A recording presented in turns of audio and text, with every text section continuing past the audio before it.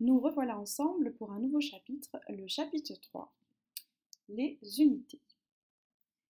Il a fallu finalement attendre le XVIIIe siècle pour qu'un système international soit créé afin d'harmoniser l'ensemble des unités qui existaient entre chaque pays. Je pense et j'imagine qu'avec le développement du commerce, ils se sont vite aperçus qu'il y avait un petit problème lorsque d'une province à l'autre, les unités changent et même les conversions sont différentes. Nous allons voir ensemble un rappel des préfixes que nous utilisons, ainsi que les différentes principales unités de mesure et quelques conversions. Commençons par les préfixes. Il est d'usage de faire un tableau où chaque colonne représente un préfixe. Il faut distinguer les multiples, qui multiplient l'unité, et les sous-multiples qui divisent l'unité. Commençons par les multiples. Les multiples multiplient de 10 en 10 l'unité, et chaque colonne qui représente un préfixe représente cette multiplication de 10. Donc le kilo, qui est 3 colonnes après l'unité, va multiplier alors 1000 fois l'unité. Le kilo signifie 1000 en grec, donc il multiplie 1000 fois l'unité. Il suffit d'inscrire les chiffres dans les colonnes respectives. Par exemple, 1000 mètres, vous inscrivez à partir de l'unité vers la gauche le nombre correspondant. Et pour convertir 1000 mètres en kilomètres, il suffit de lire le chiffre de la colonne kilo correspondant. Ainsi, 1000 mètres est égal à 1 km.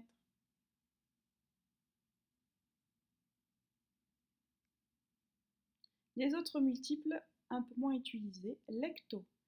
L'hecto signifie 100 en grec, il multiplie 100 fois l'unité. Ainsi, 100 mètres est égal à 1 hectomètre. Le déca multiplie 10 fois l'unité et signifie 10 en grec. 10 mètres est égal à 1 décamètre. Les sous-multiples. Les sous-multiples divisent. Ainsi, nous aurons des nombres décimaux. Le plus connu, le sous-multiple milli, signifie millième. Il va diviser 1000 fois l'unité. Il y a donc 3 colonnes à droite de l'unité. Vous inscrivez dans ce cas-ci les zéros correspondants et en dessous de la colonne du préfixe milli, vous inscrivez le 1. Vous avez donc 1 mètre, par exemple, est égal à 0,001 mm. Le sous-multiple micro signifie millionième en grec, il divise alors 1 million de fois l'unité. Pour savoir combien 1 mètre correspond à 1 micromètre, vous inscrivez le nombre de zéros correspondants, la virgule sous l'unité de base et le 1 sous la colonne du préfixe.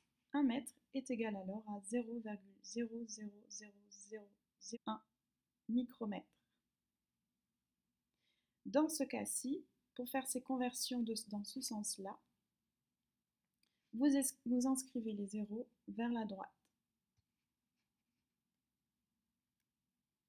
Les autres multiples, sous-multiples, le sous-multiple centi signifie centième, il divise 100 fois l'unité.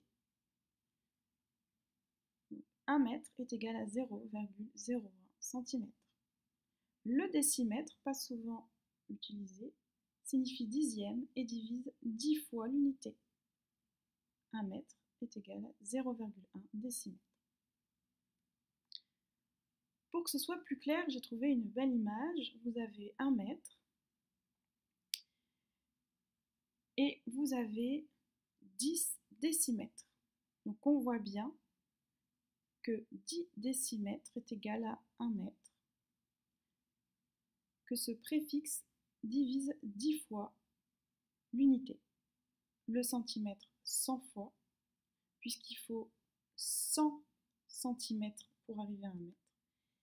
Et le millimètre divise 1000 fois le mètre, puisqu'il faut 1000 millimètres pour faire 1 mètre. Les symboles des multiples. Le kilo est représenté par un K, l'hecto par un H, le déca par DA, le A rappelle le A du déca, à ne pas confondre avec le déci qui est symbolisé par la lettre D, le centi le C, le milli le M, le micro MC.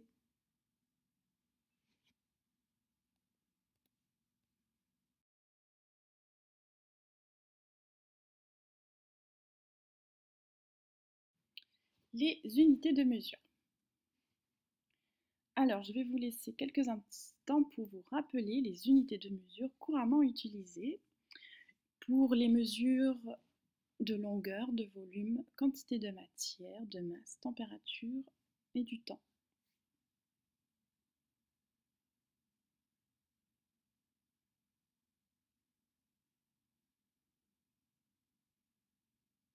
Quelques petits indices au cas où vous n'auriez pas trouvé ces unités de mesure.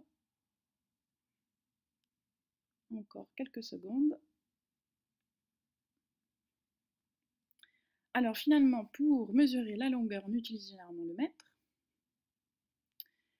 Pour le volume, le litre. Pour les quantités de matière, la mole. Pour la masse, le gramme. La température, le degré Celsius. Et le temps, l'heure. Les symboles associés, le M pour le mètre, le L pour le litre, MOL pour la mole, le G pour le gramme, degré C pour degré Celsius et l'heure petit h. Pour les autres unités de mesure, je vous ai mis des photos de flacons correspondant à ces autres unités de mesure. Les unités internationales symbolisées UI ou IU, comme vous pouvez le voir sur ce flacon, de pénicilline à 1 million unités internationales.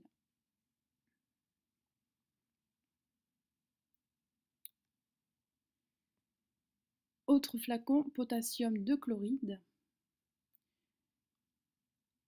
On utilise les milliers équivalents, symbolisés petit m, grand E, petit q, pour une quantité dissoute en grammes dans 1 litre.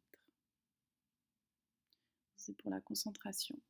Donc ce flacon, nous avons 10 milliers équivalents de potassium chloride.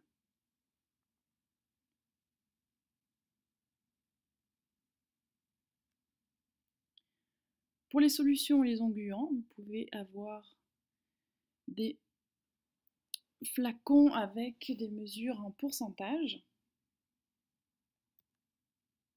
Et aussi, vous pouvez avoir des rapports, comme de ce flacon de lave-glace. Vous avez donc un volume pour un volume de solution qui lave dans 100 volumes de solution qui va la diluer. Donc, on récapitule. Pour la longueur, le mètre, le volume, le litre, la quantité de matière, la mole, la masse, le gramme, la température, degré Celsius, l'heure, le H, les unités internationales, UI ou IU, les milliers équivalents MQ, les pourcentages et les rapports. Pour ce qui est des règles d'écriture, pour ne pas faire d'erreur, il faut écrire avec des nombres et des chiffres, pas avec des fractions. Donc au lieu d'écrire 1 demi-litre, on va écrire 0,5 litre. Les nombres et les chiffres sont placés avant l'unité de mesure en laissant un espace. On écrit 0,5 espace L. Au lieu de 0,5 L tout attaché, on pourrait confondre par 0,51. Et on n'écrit pas L 0,5. Bien placer les virgules pour éviter les erreurs. 0,15 grammes et non pas 0,1,5 grammes. Bien connaître ces conversions d'unités de mesure, ce que nous allons voir après. Mettre un 0 à gauche de la partie décimale, si nous ne le mettons pas, par exemple 0,5 litres, nous pourrions confondre avec 5 litres. On évite les zéros à la fin de la partie décimale, 0,5, non pas 0,50, car il peut y avoir des erreurs de lecture et confondre 0,50 par 50 litres. Et les erreurs seront fatales dans ce cas-ci. Les autres unités de mesure qui sont toujours utilisées dans le système international, est-ce que vous reconnaissez l'unité de mesure associée à cette image? La livre. Et en fait, vous avez en fond la livre romaine d'époque qui était utilisée. Autre unité de mesure couramment utilisée, qui porte le même nom que cette panthère des neiges, l'once. Un peu plus compliqué pour trouver. Ça se mange et ça s'appelle des pouces-pieds pour le pouce et le pied utilisés comme unité de mesure. Autre unité aussi que vous utilisez tous les jours, avec le portrait de ce grand monsieur, les degrés Fahrenheit. Et une autre mesure, si jamais vous voulez travailler dans l'armée, vous devrez connaître l'heure militaire. Aussi, vous connaissez bien aussi cette unité, la pinte. Celle-là aussi, souvent utilisée en cuisine. Il y a notamment un intrus dans la photo. C'est les cuillères à thé, à soupe et les tasses qui sont aussi utilisées. Des très anciennes unités de mesure, les gouttes, les grains et les drames. Leur symbole, la livre LB, l'once OZ pour mesurer des masses. Pour mesurer des longueurs, le pied et le pouce, symbolisés PI et PO. La température, degrés Fahrenheit, degrés, grand F. Pour les volumes, cuillère à soupe, cuillère à thé, vous avez les symboles associés. Pour la tasse, c'était point, les gouttes GTT. Pour les volumes d'apothicaire que vous pouvez encore utiliser, le grain et le drame, grain GR, drame DR. Et pour l'heure militaire, c'est toujours un petit H. Un petit rappel des autres unités de mesure que nous avons vues avant de passer aux conversions.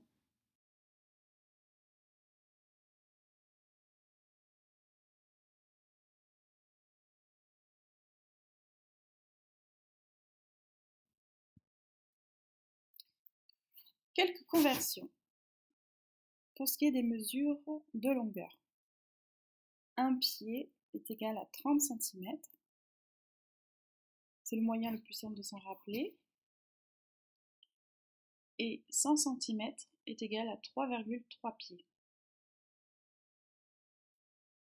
Alors, je vous invite à mesurer votre pied en centimètres pour voir si vous êtes dans les normes du XVIIIe siècle.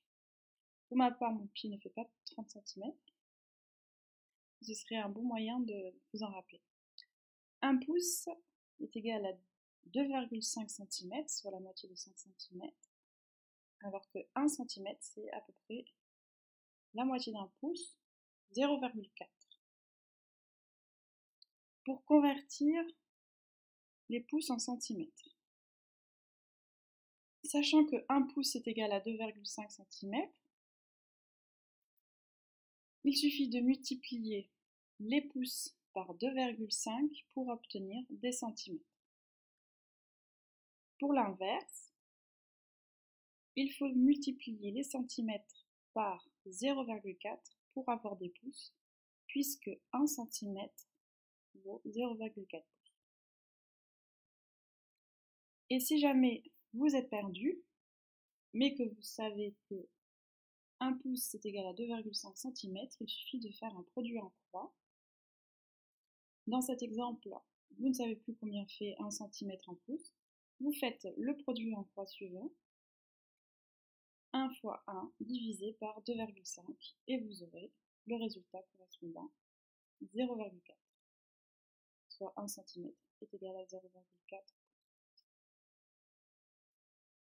Donc vous avez tous les moyens pour convertir de cette manière, soit avec le produit en croix, soit en vous rappelant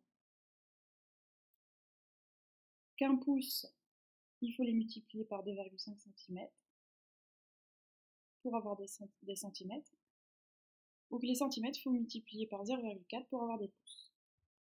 De cette manière, vous faites la même chose pour les autres mesures. Pour les mesures liées à la masse, une livre vaut 454 grammes et une livre vaut 16 onces. Donc 454 grammes égale 16 onces. Ou si vous préférez, 1 kg est égal à 2,2 livres. Je répète, une livre c'est 454 grammes, presque la moitié d'un kilo, et une livre est égale aussi à 16 onces. 1 kg est égal à 2,2 livres. C'est intéressant de connaître cette conversion, notamment lorsque nous faisons des commissions, car le prix est tout le temps indiqué en livres. Et généralement, les fruits et légumes on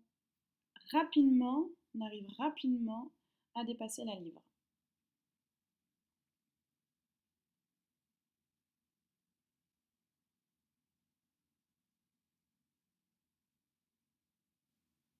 Donc si vous vous rappelez bien qu'une livre égale 16 onces ou une livre égale 454 grammes, vous pouvez multiplier les livres par 454 pour avoir des grammes, ou multiplier les livres par 16 pour avoir des onces, ou de faire des produits en croix pour faire les conversions comme je vous ai montré précédemment.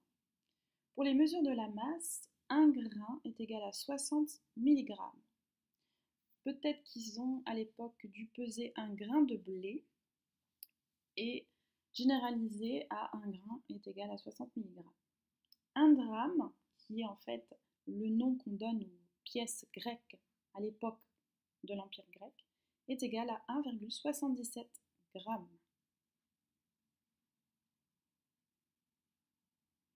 Donc vous avez le temps de mesurer vos pièces pour voir si les pièces actuelles pèsent aussi lourd que 1,77 g ou aussi léger.